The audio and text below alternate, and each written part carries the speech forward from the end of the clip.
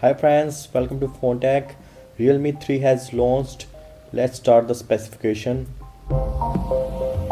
First of all, display. It has 6.2-inch HD plus IPS display.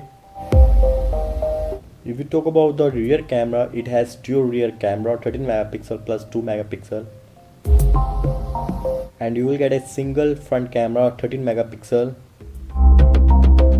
And it has dual 4G and Bluetooth 5.